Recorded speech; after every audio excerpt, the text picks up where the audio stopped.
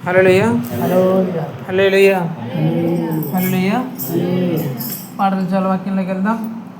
యేసు వార్త ధ్యానిస్తున్నాం. యేసు వార్త గట్టిగా చెప్పండి, తెలిసిందే కదా.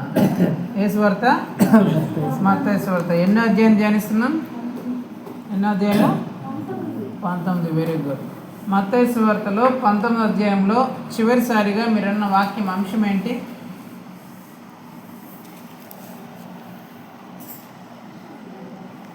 ఏ వాక్యం గురించి విన్నారు? ఎవరి గురించి విన్నారు? మత్తయి సువార్తలో చివరిసారిగా మీరన్న వాక్యం అంశం గుర్తులేదా? చాలా రోజులు అయిపోయింది. గుడ్ ఫ్రైడే వచ్చేసా, మళ్ళీ ఈస్టర్ వచ్చేసా, అంతకుముందు వాక్యాలు అయ్యో ఇన్నిట్లో అది ఎక్కడ గుర్తుందని అనుకుంటారా? సరే, మత్తయి సువార్తలో చివరిసారిగా మీరున్న వాక్యం అంశం ఏంటంటే ధనవంతులు పరలోక రాజ్యంలో ప్రవేశించడం ఎందుకు కష్టం అనేది ఆ రోజు దేవుడు మాట్లాడినాడు. దేని గురించి మాట్లాడినాడు? ధనవంతులు స్వర్గంలోకి వెళ్ళాలంటే ఎందుకు చాలా చాలా కష్టము అనే అంశం గురించి మాట్లాడినాడు. అసలు ధనవంతులు అంటే ఎవరు, అసలు వాళ్ళు ఎందుకు పరలోక రాజ్యంలో అంటే స్వర్గంలో ప్రవేశించడం ఎందుకు కష్టము, ఏ కారణం చేత అనేది దేవుడు ఆ రోజు మాట్లాడినాడు. హల్లెలూయా. ఒకవేళ మీరు మర్చిపోయింటే వినకపోయింటే మన ఛానల్లో యూట్యూబ్లో అప్లోడ్ చేస్తున్నాం కాబట్టి యూట్యూబ్లో ఉంటుంది, చూడండి, వినండి, దీవించబండి, ఆశ్రయించండి. హల్లెలూయా. సరే, దేవుడు ఈరోజు ఏం మాట్లాడుతూ చూద్దాం. మత్తయి సువార్త 19వ అధ్యాయం 23 నుంచి 26 వరకు చదువుమా, గట్టిగా చదువు. యేసు తన శిష్యులను చూచి, ధనవంతుడు పరలోక రాజ్యంలో ప్రవేశించుట దుర్లభమని మీతో నిశ్చయముగా చెప్పుచున్నాను. ఇదిగాక ధనవంతులు పరలోక రాజ్యంలో ప్రవేశించుట కంటే సూది బెచ్చములో ఒంటె దూరుట సులభమని మీతో చెప్పుచున్నానని. శిష్యులు ఈ మాట విని మిక్కిలి ఆశ్చర్యపడి, అలాగైతే ఎవడు రక్షణ పొందగలడని అడుగగా, యేసు వారిని చూచి, ఇదిగో మనుషులకు అసాధ్యమే కానీ దేవునికి సమస్తము సాధ్యమని చెప్పాను. హల్లెలూయా. దేవుడి వాక్యం ద్వారా మనందరితో మాట్లాడను గాక. ఆమేన్. 26 వచనం మళ్ళీ ఒకసారి చదువు. యేసు వారిని చూచి, ఇది మనుషులకు అసాధ్యమే కానీ దేవునికి సమస్తము సాధ్యమని చెప్పాను. యేసు వారిని చూచి, ఇది మనుష్యులకు అసాధ్యమే కానీ దేవునికి సమస్తమును సాధ్యమని చెప్పెను. ఇక్కడ ఒక అసాధ్యమైన పని అక్కడ వాళ్ళకి కనిపించిందనమాట. ఎవరు చేయలేని కష్టతరమైన పని వాళ్ళకి అక్కడ ఒక పని కనిపించింది. అలా కనిపించినప్పుడు అక్కడ ఉన్న వాళ్ళు ఏమంటారంటే, ఇంత అసాధ్యమైంది, అసలు ఇది చేయలేరు కదా ఎవరు, అలాంటిది ఇప్పుడు ఎలాగ ఏం చేయాలంటే అప్పుడు యేసు ప్రభువు చెప్తానమాట, ఇది నిజమే, ఇది మనుషులు ఎవరూ చేయలేని పనే, అయితే ఇది మనుషులకి అసాధ్యమయ్యచ్చు కానీ దేవునికి అసాధ్యం కాదు. మనుషులు చేయలేకపోవచ్చు ఈ పని, దేవుడు ఈ పనిని ఖచ్చితంగా చేస్తాడు అని చెప్పినాడు. అక్కడ అసాధ్యమైన పని ఏంటి వాళ్ళ దృష్టిలో? ధనవంతుడు పరలోక రాజ్యంలో ప్రవేశించుట, అంతే కదా. ధనవంతుడు పరలోక రాజ్యంలో ప్రవేశించుట అసాధ్యము అని వాళ్ళు చెప్పి ఉన్నారు. చెప్పినప్పుడు యేసు ప్రభువు ఏమన్నాడు? ధనవంతుడు పరలోక రాజ్యంలో ప్రవేశించుకంటే సూది బెజ్జములో ఒంటె ప్రవేశించుట చాలా సులభము. సూది యొక్క రంధ్రంలో ఒంటైనే వెళ్ళిపోతుందేమో కానీ ఈ ధనవంతులు అంత ఈజీగా పోలేరు పరలోకం రాజ్యంలో కంటే. అయితే ప్రభా, మళ్ళీ ఎవడు ప్రభా రక్షణ పొందేది? ఇంత కష్టమైతే పరలోక రాజ్యానికి వెళ్ళడం ఇంత కష్టమైతే, అంత అసాధ్యమైతే ఎవరు వెళతారు అంటే యేసు ప్రభువు అంటున్నాడు, ఇది మనుషులకి అసాధ్యమే. ఆ కార్యము, ఆ పని మనుషులకి అసాధ్యమే కానీ దేవునికి అసాధ్యము కాదు అని దేవుడు చెప్తున్నాడు.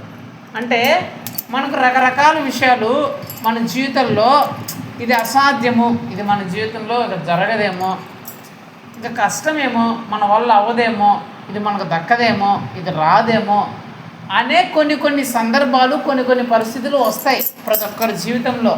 నీ జీవితంలో అయినా, నా జీవితంలో అయినా, ఎవరి జీవితంలో అయినా విశ్వాస జీవితంలో అయినా, అన్నిటి జీవితంలో అయినా, సేవకుడి జీవితంలో అయినా, ఎవరి జీవితంలోనైనా అలాంటి పరిస్థితి వస్తుంది. ఎలాంటి పరిస్థితి?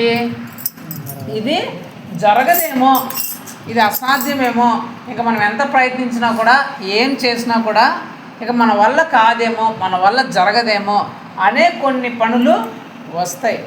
అలా వచ్చినప్పుడు మనం ఏమనుకుంటాం? ఇది అసాధ్యంలే, ఇంక జరగదులే, ఇంక వదిలేద్దాం అనిపిస్తుంది. కానీ యేసుప్రభువు వారు ఏం చెప్తున్నారు? నిజమే, మీకు ఆ పరిస్థితి వచ్చినప్పుడు, అలా జరిగినప్పుడు, ఆ సందర్భం వచ్చినప్పుడు మీకు అది అసాధ్యంలానే, మీ వల్ల ఇంకా అవ్వని లాగానే అది కనిపిస్తూ ఉండొచ్చు. మీ వల్ల అది జరగనట్టుగానే, అసాధ్యమైనట్లుగానే ఆ పని కనిపిస్తూ ఉండొచ్చు. అయితే నాకు అది సాధ్యమే. మీరు ఏదైతే అసాధ్యము అని అనుకుంటున్నారో అది నాకు సాధ్యమే అని దేవుడు చెప్తున్నాడు. హల్లెలూయా.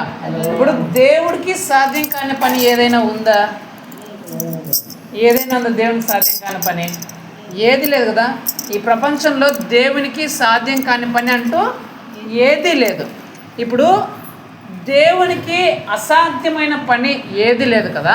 అలాగే ఏ పనైనా సరే మనుషులకి అసాధ్యం లేదు అని అనిపించేలా చేయాలంటే మనుషులు ఏం చేయాలి? దేవునికి అసాధ్యమైనది లేదు, అలాగే మనుషులకి అసాధ్యమైనది లేదు. ఇది సాధ్యం కాని పరిస్థితే నా దగ్గర లేదు అనే ఆ నిశ్చయితలోనికి మనం ఎప్పుడు రాగలం? ఇది జరగదు అనే ప్రసక్తే లేని ఆ విశ్వాసంలోనికి మనం ఎప్పుడు రాగలం? మనుషులకి ఏమైనా సాధ్యమేనా? అలాంటిది అసాధ్యమైన కార్యాలు చేయడం మనుషులకు సాధ్యమేనా? కానీ దేవుడు చెప్తున్నాడు, మీకు కూడా అసాధ్యమైనవి ఏది ఉండదు అని దేవుడు చెప్తున్నాడు. అంటే దేవునికి ఎలాగైతే అసాధ్యమైన కార్యాలు లేవో, అసాధ్యమైన పనులు అనేటివి లేవో, అట్లాగే మనుషులకు కూడా అసాధ్యమైన పనులు అనేటివి ఏమి లేవంటారు. అయితే ఒక మనిషి, ఒక వ్యక్తి అసాధ్యమైన పని అసలు ఏది అతని జీవితంలో లేనివాడిగా ఉండాలి అంటే ఆ మనిషి ఏం చేయాలా అనేది మనం తెలుసుకోవాలి. ఇది నా వల్ల కాదేమో, ఇది నాకు జరగదేమో అనే పరిస్థితే ఒక మనిషి జీవితంలో రాకుండా ఉండాలంటే ఏం చేయాలా? మరి మనిషికి అన్నీ సాధ్యమేనా? అసాధ్యమైనది ఏది లేదా అంటే మీరేం చెప్పారు? మనిషికి అసాధ్యమైనవి కూడా చాలా ఉంటాయి అని మీరు చెప్తున్నారు కదా. మరి యేసుప్రభువు ఏం చెప్తాడో చూద్దామా? మత్తయి సువార్త తీయండి. మత్తయి సువార్త 17వ అధ్యాయం 20వ వచనం. అందుకు ఆయన, మీరు అల్ప విశ్వాసము చేతనే మీరు ఆవగింజంత విశ్వాసం ఉండిన ఎడల ఈ కొండను చూచి ఇక్కడ నుండి అక్కడికి పొమ్మనగానే అది పోవును. మీకు అసాధ్యమైనది ఏదీ ఉండదని నిశ్చయముగా మీతో చెప్పుచున్నానని వానితో అనెను. హల్లెలూయా. ఈ మాట ఎవరు చెప్తున్నారు? యేసుప్రభువు ఎవరితో చెప్తున్నారు? మనుషులతో చెప్తున్నాడు. ఎవరితో? మనుషులతో ఏమని చెప్తున్నాడు? మీకు అసాధ్యమైనది ఏది ఉండదు అని యేసుప్రభువే చెప్తున్నాడు. దేవాది దేవుడే మనుషులకు చెప్తున్న మాట అంటే మీకు అసాధ్యమైనది ఏది ఉండదు. మనం ఏమనుకుంటున్నాం? ఇది మనకు సాధ్యం కాదేమో, ఇది మన వల్ల జరగదేమో అని అనుకుంటాం కదా. కానీ దేవుడు ఏం చెప్తున్నాడు? ఎలాగైతే నాకు అసాధ్యం కానివి ఏమీ లేవో, నాకు అసాధ్యమైనవి ఏమీ లేవో, అలాగే మీకు కూడా అసాధ్యమైనవి ఏమీ ఉండవు అని దేవుడు చెప్తున్నాడు కదా. మరి ఒక వ్యక్తికి, ఒక మనిషికి అసాధ్యమైనవి ఏమీ ఉండవు అంటే ఎప్పుడు ఉండకుండా పోతాయి? మీరు చెప్పగలరా? నాకు అసాధ్యమైనది ఏది లేదని మీరు చెప్పగలరా? కానీ యేసుప్రభువు ఏం చెప్తున్నాడు? మీకు అసాధ్యమైనది ఏది ఉండనే ఉండదు అని చెప్తున్నాడు కదా. మరి ఎలాగది పాసిబుల్ అవుతుంది? ఎలాగ జరుగుతుంది? ఒక వ్యక్తి జీవితంలో అలా జరగాలంటే మన ప్రకారము అది మనకు జరగనట్లే, మన విషయంలో అది అసాధ్యమే. కానీ యేసుప్రభువు ఏం చెప్తున్నాడు? మీకు కూడా అసాధ్యమైనది ఏది ఉండదని చెప్తున్నాడు కదా. మళ్ళీ యేసు ప్రభు అబద్ధం చెప్తున్నాడా? యేసు ప్రభు అబద్ధం చెప్పడు కదా. మరి ఇది ఎలాగ అవుతుంది? ఈ అసాధ్యమైన కార్యము మనం ఎలాగ చేయగలము? ఒక మనిషి వల్ల అసాధ్యమైన కార్యాలు ఎప్పుడు జరుగుతాయి, ఎలా జరుగుతాయి? ఒకవేళ నువ్వే అలాంటి అసాధ్యమైన కార్యాలు చేయాలంటే ఎప్పుడు చేయగలవు అనేది తెలుసుకోవాలి. అది నువ్వు తెలుసుకుంటే అప్పుడు నీకేం తెలుస్తుంది? నువ్వు ఏ పనైనా సరే, ఎలాంటి కార్యమైనా సరే, నీకు అసాధ్యమైనదంటూ ఏది ఉండదని నీకు తెలుస్తుంది. అడబడి సౌండ్ చేస్తుంది. ఒక మనిషికి అసాధ్యమైన పనులు ఎప్పుడు సాధ్యమవుతాయి? చేయలేని పనులు కూడా, జరగని పనులు కూడా ఒకటి జీవితంలో ఎప్పుడు జరుగుతాయంటే ఒకటి వాళ్ళ జీవితంలో ఉండాలి. ఆ ఒక్కటి ఉంటే యేసు ప్రభు చెప్పినట్లు ఆ మనిషికి అసాధ్యమైనది ఏది ఉండదు. ఆ ఒక్కటేంటో మీరు తెలుసుకుంటే, ఆ ఒక్కటి మీలో ఉందా లేదా మీరు తెలుసుకుంటే మీకు ఏదైనా సరే సాధ్యం కానిది ఏదైనా ఉందా లేదా అనేది మీకు అర్థమవుతుంది. మరి ఒక మనిషికి అసాధ్యమైనది ఏదీ లేదు అనే పరిస్థితి ఎప్పుడు వస్తుందంటే చదవండి. రోమాపత్రిక 8వ అధ్యాయం 20వ వచనం.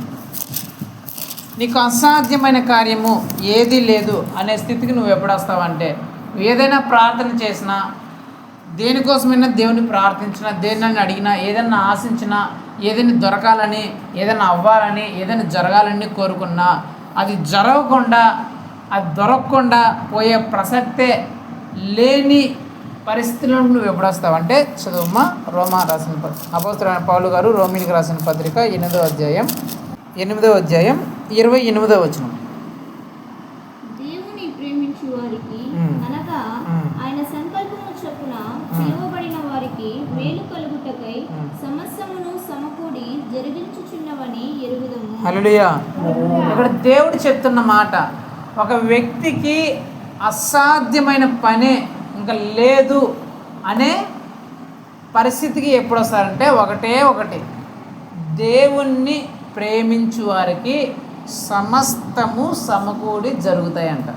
సింపుల్గా దేవుణ్ణి ఎవరైతే ప్రేమిస్తారో వారికే ఈ లోకంలో, ఈ ప్రపంచంలో అసాధ్యమైన కార్యము, అసాధ్యమైన పని అనేది ఏది ఉండదు.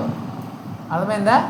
ఒకటి అది మన జీవితంలో అంటే, మన జీవితంలో అసాధ్యమైన పని అనేది, అసాధ్యము అనేది ఏది ఉండదు. ఆ ఒక్కడేంటంటే దేవుణ్ణి ప్రేమించుట. ఏంటి? దేవుణ్ణి ప్రేమించుట. దేవుణ్ణి ప్రేమించుట అనేది ఎవరి జీవితంలో అయితే ఉంటుందో వారి జీవితంలో అసాధ్యమైన పని అనేది, అసాధ్యమైన కార్యం అనేది ఏది ఉండదు. మరి దేవుని ప్రేమించుట అంటే ఏంటి? మీరందరూ దేవుని ప్రేమిస్తున్నారా? మీరు చెప్పగలరా నేను దేవుని ప్రేమిస్తున్నా అని? ఒక వ్యక్తి ప్రేమిస్తున్నాడు, ఇంకొకరిని ప్రేమిస్తున్నారని ఎప్పుడు తెలుస్తుంది? రోజాకు ఇచ్చి ఐ లవ్ యూ చెప్తే ప్రేమిస్తున్నాడని, లేదా ఒక డైరీ మిల్క్ సిల్క్ చాక్లెటో లేకపోతే ఒక గిఫ్ట్ తీసుకొని వచ్చి ఇచ్చేస్తే ప్రేమిస్తున్నాడు. అంతేనా? మరి మీరు దేవుణ్ణి ప్రేమిస్తున్నారా లేదని మీకు ఎప్పుడు తెలియబడుతుంది? ప్రేమించడం అనే దానికి అర్థం తెలుసా? చదువుమా, యోహాను సువార్త 3:16. ప్రేమించడం అంటే ఏంటంటే యోహాను సువార్త 3:16 ఉంటుంది. అదే ప్రేమ అంటే, వేరేది ఏమీ లేదు. దేవుడు లోకమును ఎంతో ప్రేమించెను. ఆగుమా. దేవుడు లోకమును ఎంతో ప్రేమించును. ఎలా చెప్పగలం? దేవుడు లోకాన్ని ఎంతో ప్రేమించాడంట. ఎట్లా చెప్పగలం? చదువుమా. కాగా ఆయన తన అద్వితీయ కుమారునిగా పుట్టిన వాని యందు విశ్వాసం ఉంచి ప్రతి వాడును నశింపక నిత్య జీవము పొందునట్లు ఆయనను అనుగ్రహించాడు. ప్రేమ అంటే ఏంటంటే ఒకే ఒక కుమారుడు ఉన్నాడంట. ఆ ఒకే ఒక కుమారుని ఇచ్చేసాడంట. అది ప్రేమ అంటే. ఒకే ఒక కుమారుడు ఉన్నాడు, వేరొక కుమారుడు లేడు. ఆ కుమారుడు తప్ప ఇంకొక కుమారుడు లేడు. ఆ ఒకే ఒక కుమారుని లోకానికి ఇచ్చేసాడు అంట. అది ప్రేమ అంటే. ప్రేమ అంటే ఏంటంటే ఇవ్వడం. ఏంటి చెప్పండి? ప్రేమ అంటేనే ఇచ్చేయడం. ప్రేమ అంటే ఏంటి? మీకు అర్థమయ్యేలా చెప్పానా? మీ పిల్లలు మీరు ప్రేమిస్తున్నారు లేదా? ప్రేమిస్తున్నారా? ఇవ్వడం అంటే ఎలాగంటే, లోకం ఏమైనా దేవుణ్ణి అడిగిందా నీ కుమారుని ఇచ్చి అని, నీ అద్వితీయ కుమారుని నీకు మాకు ఇచ్చేయి అని లోకం ఏమైనా అడిగిందా? దేవుడే ఇచ్చేసాడంట. లోకం ఏమి అడగలా, నీ అద్వితీయ కుమారుని మాకు ఇచ్చేయి, మా కోసం ఇచ్చేయి, బలిగా అర్పించేయి అని లోకం ఏమి అడగలా. దేవుడే తన అద్వితీయ కుమారు అంటే ఒకే ఒక కుమారుని లోకానికి ఇచ్చేసాడంట అడగపోయినా. అది ప్రేమ అంటే. మీకు అర్థమయ్యే భాషలో చెప్తా. మీ పిల్లలు ఉన్నారు మీకు అందరికీ ఉన్నారు కదా. మీరు సంతకు వెళ్తారా? సంతకు కూరగాయల కోసం వెళ్తారు కదా. కూరగాయలకు వెళ్ళండి. మీరు మీ ఇంట్లో పిల్లోళ్ళు ఉంటే కూరగాయలు కొనుక్కొని వచ్చేస్తారా? మా పిల్లోళ్ళు ఉన్నారు, వాళ్ళకి బిస్కెట్టో చాక్లెట్టో మిక్చరో ఏమైనా కాయలో ఫ్రూట్లో కొనుక్కొని వస్తారా? అన్నీ కొనుక్కొని వస్తారు కదా. పిల్లలు ఏమైనా అడుగుతారా? డాడీ తాత అమ్మ అక్క అన్న మామ నాకు జ్యూస్ తీసుకురా, నాకు మిక్చర్ తీసుకురా, నాకు బిస్కెట్ తీసుకురా ఏమైనా అడుగుతారా? అడగరు కదా. వాళ్ళు అడగకపోయినా మీరేం చేస్తారు? మీరు అడగకపోయినా మీరే తీసుకొని వచ్చి ఇచ్చేస్తారు వాళ్ళకి. దాన్ని ఏమంటారు? ప్రేమ. ప్రేమ అంటేనే ఇవ్వడం. ఏంటి? ప్రేమ అంటేనే ఇవ్వడము అని అర్థం. దేవుణ్ణి ప్రేమించే వాళ్ళు అంటే ఇప్పుడు చెప్పండి, పిల్లోల్ని ప్రేమించాలంటే పిల్లోడికి ఇచ్చేవాళ్ళు అంతే కదా. లోకాన్ని ప్రేమించాడంటే దేవుడు లోకానికి ఇచ్చినాడు. దేవుణ్ణి ప్రేమించేవాళ్ళంటే చెప్పండి మా, దేవుని ప్రేమించేవాళ్ళంటే మనుషుని ప్రేమించేవాళ్ళంటే ఏంటి? మనుషులకి ఇచ్చేవాళ్ళు. లోకాన్ని ప్రేమించేవాళ్ళంటే లోకానికి ఇచ్చేవాళ్ళు. భార్యని ప్రేమించేవాళ్ళంటే భార్యకి ఇచ్చేవాళ్ళు. భర్తను ప్రేమించేవాళ్ళంటే భర్తకి ఇచ్చేవాళ్ళు. దేవుని ప్రేమించేవాళ్ళంటే అంతే. ఏంటి?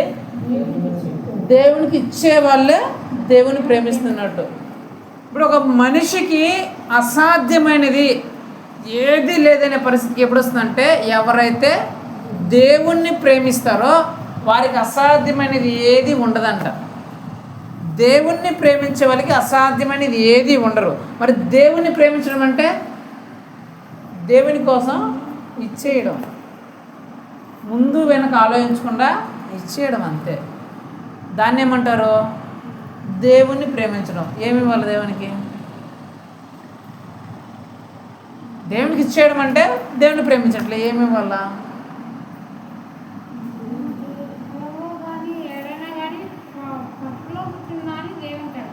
ఏమి ఇవ్వాలా? డబ్బులు ఇవ్వాలా, పంట పొలాలు వచ్చే ఉండేది ఇవ్వాలా, అది ఇవ్వాలి ఇది ఇవ్వాలా. అసలు దేవునికి ఇవ్వాల. నువ్వు దేవుని ప్రేమిస్తున్నావంటే ఇవ్వడం మనకు తెలిసి ఉండాలి. దేవునికి ఇవ్వడం మనకు తెలిసి ఉండాలి. ఏమి ఇవ్వాలా? మనము మన సమయాన్ని ఇవ్వాలా. దేన్ని? మన సమయాన్ని ఇవ్వాలా, మన డబ్బుల్ని ఇవ్వాలా, మామూలు చెప్పిన మన మనసుని ఇవ్వాలా, మన జీవితాన్ని ఇవ్వాలా, మనకున్న సమస్తాన్ని ఇవ్వాలా. అప్పుడే నువ్వు దేవుని ప్రేమిస్తున్నట్టు. నీ సమయాన్ని దేవునికి ఇవ్వాలా, నీ ఆర్థికాన్ని దేవునికి ఇవ్వాలా, నీ ఆస్తిపాస్తులను దేవునికి ఇవ్వాలా, నీ మనసును దేవునికి ఇవ్వాలా, నీ జీవితాన్ని దేవునికి ఇవ్వాలా. ఇవన్నీ ఇచ్చినప్పుడే నువ్వు దేవుని ప్రేమిస్తున్నట్లు. నువ్వు ఇవ్వలేదనుకో దేవుణ్ణి నమ్ముకున్నట్లు అంతే. నువ్వు ఏంటి? దేవుణ్ణి నమ్ముకున్నట్లు అంతే. దేవుణ్ణి నమ్ముకోవడం వేరు, దేవుని ప్రేమించడం వేరు. దేవుణ్ణి నమ్ముకున్న వాళ్ళు ఏం చేస్తారంటే, ప్రభువా నాకు అది, ప్రభువా ఇది, ప్రభువా అని అడుగుతారు. ఏంటి? దేవుణ్ణి నమ్ముకున్న వాళ్ళు ఏం చేస్తారు? ప్రభువా నాకు అది లేదు ప్రభా, ఇది లేదు ప్రభా, అది కావాలి ప్రభా, ఇది కావాలి ప్రభా, అనారోగ్యం వచ్చింది ప్రభా, బాగు చేయి ప్రభా, నాకు ఈ అవసరం అవుతుంది ప్రభా, ఇది ప్రభా, అది ప్రభా, ఇది ప్రభా అని అడుగుతారు. దేవుణ్ణి నమ్ముకున్న వాళ్ళు. దేవుణ్ణి ప్రేమించే వాళ్ళు ప్రభా ఇది ఇస్తున్నాను ప్రభా, నీకు ఇది ఇస్తున్నాను ప్రభా, అది ఇస్తున్నాను ప్రభా, ఇప్పుడు ఎట్లా చేస్తున్నాను ప్రభా, అట్లా చేస్తున్నాను ప్రభా అని దేవుని కోసం ఇస్తారు. నమ్ముకున్న వాళ్ళకి ప్రేమించే వాళ్ళకి చాలా తేడా ఉంటుంది. నమ్ముకునే వాళ్ళు దేవుని అడుగుతారు, నాకు అది కావాలి ప్రభా, ఇది కావాలి ప్రభా, అట్లా ప్రభా, ఇట్లా ప్రభా. కానీ ప్రేమించే వాళ్ళు దేవునికి ఇస్తారు. పిల్లలు నమ్ముకుంటారు మిమ్మల్ని, మీ చిన్న పిల్లలు, మీ కూతుర్లో కొడుకులో, నాకు అది కావాలి, ఇది కావాలి డాడీ, ఇది కావాలి, అట్లా కట్టాలి, ఇట్లా కట్టాలి అని చెప్తారు, అడుగుతారు. మీరేం చేస్తారు? పిల్లల్ని ప్రేమిస్తారు. ఏం చేస్తారు? మీరు ఇస్తారు. వాళ్ళని అడగరు. మీరు నాకు ఇది చేయమ్మా, అది చేయమని మీ పిల్లల్ని అడుగుతారా? మీరు ఇస్తారు. దేవుణ్ణి ప్రేమించడం అంటే దేవుని కోసం ఇచ్చేయడమే. అది ఏదైనా సరే, నీ సమయం అయినా సరే, నీ డబ్బు అయినా సరే, నీ ఆర్థికమైనా సరే, నీ వయసు అయినా సరే, నీ బలమైనా సరే, మరి ఏదైనా సరే దేవునికి ఇవ్వడాన్నే, ఇచ్చినప్పుడే దేవుని నువ్వు ప్రేమిస్తావు. ఎవరైతే దేవుని ప్రేమిస్తారో వాళ్ళకి అసాధ్యమైనది ఏది ఉండదు. మీకు అర్థమయ్యే భాషలో చెప్తా, మీకే అర్థమవుతుంది దేవుని ప్రేమిస్తున్నారో లేదా అని. మనం ఏం కడుతున్నాం? మందిరం కడుతున్నాం. మందిరం కడుతున్నామా లేదా? మందిరం కడుతున్నాం. ఇప్పటికి ఎంత అయింది ఖర్చు? ఈరోజు ఎంత అయింది? ఆన చూసినాడు ఎంత అయింది? 70,000. ఈరోజే 70,000 అయింది. ఇంతకుముందు 60,000, దాదాపు 1,50,000 అయింది ఇప్పటికి మందిరం కోసం. మరి అందరికి ప్రకటించబడిందా లేదా? మీకు దేవుని నమ్ముకునే వాళ్ళకి, దేవుని ప్రేమించే వాళ్ళకి తేడా చెప్తా చూడండి. మీరు ఫీల్ అయినా ఫీల్ అవ్వకపోయినా ఉన్న నిజం నేను చెప్తా. అందరికీ ప్రకటించబడిందా లేదా? మందిరాన్ని కడుతున్నా, 3 రకాల సహాయాలు ఖచ్చితంగా చేయాల్సిందే. ప్రతి ఒక్కరు చెప్పిన ఏంటి? ఒకటి ప్రార్థనా సహాయం. ఏంటి? ఆత్మీయ సహాయం చేసినారు లేదు మీరు అందరూ? ప్రార్థన. శారీరక సహాయం అంటే పని చేసినారు లేదా? ఒకరోజు వచ్చినారులే, మళ్ళీ లేదులే, ఒకరోజు వచ్చినారు కానీ చేస్తున్నారు, ఒకరోజైనా చేస్తున్నారు. మరి ఆర్థిక సహాయం ఇలా కనీసం ఒక ఇటుకన్నా కొనిచ్చినారా? కనీసం ఒక సిమెంట్ మూటన్నా కొనిచ్చినారా? లేకపోతే కనీసం ఒక బేసిన ఇసుకన్నా కొనిచ్చినారా? లేకపోతే 1 రూపాయిని ఇచ్చినారా? మీరేమి ఇవ్వలా. కానీ ఎంత అయింది ఖర్చు? 1,50,000 అయింది. 1,50,000లో మీరు ఎవరు 1 రూపాయి ఇవ్వకపోయినా, 1 రూపాయి సహాయం చేయకపోయినా ఆ 1,50,000 దొరికిందా లేదా? ఎవరు పెట్టినారు? అదంతా నేనే పెట్టినా అనుకోండి, మా కుటుంబం పెట్టింది అనుకోండి. 1,50,000 పెట్టినాం కదా, ఇంతవరకు ఒక్కరి దగ్గర కూడా అప్పు తీసుకురాలి. మా ముందు అడగండి, ఒక్కరి దగ్గర 1 రూపాయి కూడా అప్పు తీసుకురాలా. వడ్డీకి అసలు బాండ్ ఎవరి దగ్గర రాయించాల. ఎంత? 1,50,000 రూపాయలు. మా ఇంటి ఖర్చులు కాకుండా ఆ మందిరానికి పెట్టిన ఖర్చే 1,50,000 రూపాయలు. 1,50,000. ఇంతవరకు 1 రూపాయి వడ్డీ తీసుకురాలి, 1 రూపాయి ఎవరి దగ్గర అప్పు చేసిండేది లేదు. కానీ 1,50,000 రూపాయలు దేవుడు సమకూర్చినాడు. మీరు భూమి కోసం ఎన్ని రోజులు తిరుగుతున్నారా?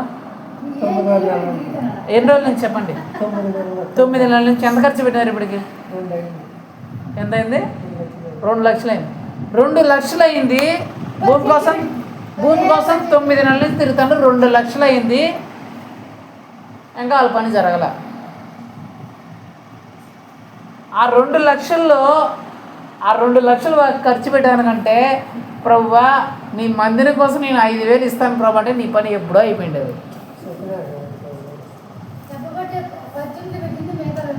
అట్లా కుదరదు. నేను చెప్తానేనండి, చెప్పేదేనండి. ఇప్పుడు ఆ 2 లక్షలు మీకు ఎవరికైతే ఇచ్చినారో వాళ్ళు మీ పని చేసినారా? చేసిన తర్వాత ఇచ్చినారా? చేయక ముందే ఇచ్చినారా? అది ప్రేమ అంటే. వాళ్ళు చేసిన తర్వాత 2 లక్షలు ఇచ్చినారా? చేసిన తర్వాత ఇచ్చినారా? చేయక ముందే ఇచ్చినారంట. దేవుడి దగ్గర ఎలా ఉండాలి మన భక్తి? ప్రభా నువ్వు చేస్తే ఇచ్చే రకం కాదు మన భక్తి ఉండాల్సిందే. నువ్వు చేసినా చేయకపోయినా మేము అనుకున్నాం ప్రభా, ఇచ్చేస్తాం ప్రభా. నేను ఎందుకు చెప్తున్నా అంటే వాళ్ళని విమర్శించాలని కాదు, నేను చెప్తా చూడండి. ఆ మందిరం కోసం పట్టా కావాలని చెప్పేసి నేను 15,000 ఖర్చు పెట్టిన. ఎంత? వాళ్ళ గురించి ఎందుకు నేను చెప్తాను. 15,000 ఖర్చు పెట్టి నాటుకోళ్ళు అందరికి ఇచ్చిన ఒక వ్యక్తి నీకు మందిరానికి నేను పట్టా తెచ్చిస్తానని చెప్తే నమ్మి 15,000 డబ్బులు ఇచ్చి నాటుకోడి ఇచ్చి 2 నెలలు తిరిగిన. మా అమ్మాయి తెలుసు, ఇంకా ఊరు తెలియదు ఆ విషయం. మా అమ్మాయి తెలుసు ఆ విషయం. 2 నెలలు తిరిగి వాడికి నాటుకోడి ఇచ్చి 15,000 డబ్బులు ఇచ్చి ప్రతి ఆదివారం బుధవారం తిరిగి తిరిగి తిరిగి పెడితే ఆడు పని చేయాల వాడు పని చేయాల. డబ్బులు మళ్ళీ ప్రార్థన చేశాం, ప్రభా ఏంది ప్రభా డబ్బులు పోతుంది ఏం పని అంటే నేను నోడు పొమ్మన్నారు అన్నాడు. ఒకే మాట దేవుడు 15,000 డబ్బులు పోయింది ప్రభా, ఆడేం పట్ట ఇవ్వట్లేదు ప్రభా అంటే నిన్ను నోడు పొమ్మన్నారా, అసలు డబ్బులు ఎవడేమన్నా నన్ను అడగకుండా అన్నాడు. ఒకే మాట నన్ను అడగకుండా నేను డబ్బులు ఇవ్వమన్నాడు. మనుషుల మీద నువ్వు ఎందుకు ఆధారపడినావు అన్నాడు. ప్రభా మందిరం కోసమే కదా ప్రభా, పట్టా కోసమే. అసలు నువ్వు నన్ను అడగాలరా, వాళ్ళని ఎందుకు అడిగినావురా నువ్వు, వాళ్ళ దగ్గరికి ఎందుకు పోయినావురా నువ్వు, డబ్బులు ఎందుకురా నువ్వు వాళ్ళకి ఇచ్చినావు అన్నాడు. ఒకే మాట నన్ను దేవుడు. నీకు మందిరం కట్టాలని ఆశ ఉంది, మరి డబ్బులు ఎందుకు అడిగి వాళ్ళకి ఎందుకు ఇచ్చినావు? నువ్వు నన్ను కదా అడగాల, నువ్వు నన్ను అడుగు, నేను చేయందంటే ఏముందా? నువ్వు నన్ను ప్రేమిస్తుంటే దేవుడు నేను ప్రేమిస్తానని తెలిసే లేదా? ఖచ్చితంగా తెలుసు. ఎందుకో దేవుని కోసం నేను అన్నీ వదిలేసిన, నా ఉద్యోగాన్ని వదిలేసిన, నా జాబులను వదిలేసిన, లక్షలు వదిలేసిన, డబ్బులు కూడా నేను దేవుని కోసం ఇష్ట ప్రకారంగా ఖర్చు పెట్టేస్తా. దేవుని విషయంలో వెనక్కే పోను. ప్రమోషన్లు వదిలేసి దేన్నైనా వదిలేస్తా. ఆ విషయం దేవుడు తెలుసు, నేను దేవుని ప్రేమిస్తున్నాను అనే విషయం. నువ్వు నన్ను ప్రేమిస్తున్నావు అనే విషయం నాకు తెలుసు కదరా. మరి నువ్వెందుకు వాళ్ళ దగ్గర వీళ్ళ దగ్గర వీళ్ళ కాలు పట్టుకున్నావు, వాళ్ళ దగ్గర వీళ్ళ దగ్గర ఎందుకు పరిగెత్తున్నావు? నన్ను అడుగు, నేను ఇవ్వనా అన్నాడు. ప్రభా నాకు కావాలి ప్రభా అన్న, నేను మందిరం కట్టాలా, నా కోసం కాదు నేను మందిరం కట్టాలా అన్న.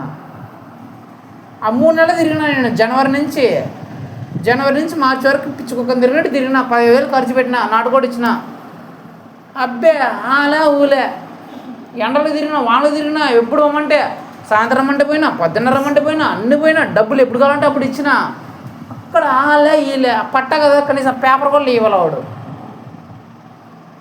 చివరికి మోకాలు వేసి ప్రార్థన చేసి నీ నోడు పొమ్మన్నారా అన్నాడు దేవుడు. ఒకే మాట సరే ప్రభా నాకు కావాలి ప్రభా మందిరం అంటే, మరుసటి రోజే స్టార్ట్ చేయన్నాడు. డబ్బులు ఏం లేదు ప్రభా నా దగ్గర, ₹1 లేదు ప్రభా. ఎట్లా నీకెందుకురా, నన్ను ప్రేమిస్తున్నావు. ఏం చదివినమ్మా, మళ్ళీ చదువు.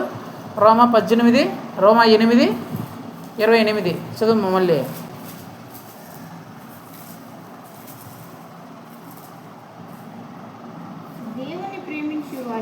దేవుని ప్రేమించే వారికి ఏం జరుగుతుందంట అనగా ఆయన సంకల్పము చొప్పున పిలువబడిన వారికి మేలు కలుగుటకై సమస్తము సమకూడి జరుగుతుంది. పైన 1 ఉంది కదమ్మా, దాని మీద ఆ కింద ఏముంది చదువు 1లో. కొన్ని ప్రాచీన ప్రతులలో మేలు కలుగుటకై దేవుడు సమస్తమును సమకూర్చి జరిగించుడని. చాలు. మేలు కలుగుటకై దేవుడే సమస్తాన్ని సమకూడి జరిగిస్తాడు. అరే నువ్వు దేవుని ప్రేమిస్తుంటే, నువ్వు నన్ను ప్రేమిస్తుంటే, నువ్వు వాళ్ళ కాళ్ళు నీళ్ళు కాలు పట్టుకోవడం ఏందిరా, డబ్బులు ఖర్చు పెట్టడం ఏందిరా? నన్ను అడుగు, సమస్తాన్ని నేను జరిపిస్తా. మేలు కలుగుడై సమస్తాన్ని సమకూర్చి నేను జరిపిస్తా అన్నాడు యేసుప్రభు ఆ రోజు. ప్రభా నా దగ్గర ₹1 లేదు ప్రభా అంటే, నీకెందుకురా, నువ్వు నన్ను ప్రేమిస్తున్నావు కదా, నీకు కట్టాలని ఆశ ఉంది కదా, నువ్వు కోరుకున్నావు కదా, నేను జరిగిస్తాను చూడు అన్నాడు. ఈరోజు వరకు మీరు ఒక ఇటుకరాయి కొనేయకపోయినా, ఒక సిమెంట్ బస్తా ఇవ్వకపోయినా, అంత ఇసుక ఇవ్వకపోయినా, ₹1,50,000 అయితే ₹1 కూడా నేను అప్పు చేయాలి. ₹1 అంటే ₹1 అప్పు చేయాలి. ఒక 10,000 ₹1,000 కూడా బ్యాండ్ తీసుకురాలా. ఇంతవరకు అప్పే లేకుండా ₹1,50,000 అయ్యింది. నేను ఇవన్నీ ఎందుకు చెప్తున్నానంటే, వీళ్ళు 2 లక్షలు ఖర్చు పెట్టినారు, కానీ వీళ్ళ పని జరగల. 9 నెలల నుంచి తిరుగుతున్నారు. 9 నెలల నుంచి తిరుగుతూ 2 లక్షలు ఖర్చు పెట్టినా కూడా 1 సెంటు భూమి రాపించుకోలేకున్నారు ఈ రోజు వరకు.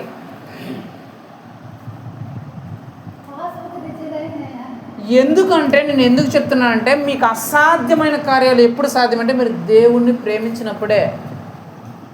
ఒక మనిషికి అసాధ్యమైన కార్యం ఎప్పుడు జరుగుతుంది, దేవుని ప్రేమించినప్పటికే. మనము ఎన్ని సంవత్సరాలు దేవుని నమ్ముకొని చెప్పండి, ఎన్ని సంవత్సరాలు అయిందమ్మా? దాదాపు ఒక్కొక్కరు మినిమం అంటే 3 సంవత్సరాలు అయింది కదా, మినిమం అంటే 3 సంవత్సరాలు అయింది అనుకోండి, తక్కువ అంటే 3 సంవత్సరాలు అయింది కదా.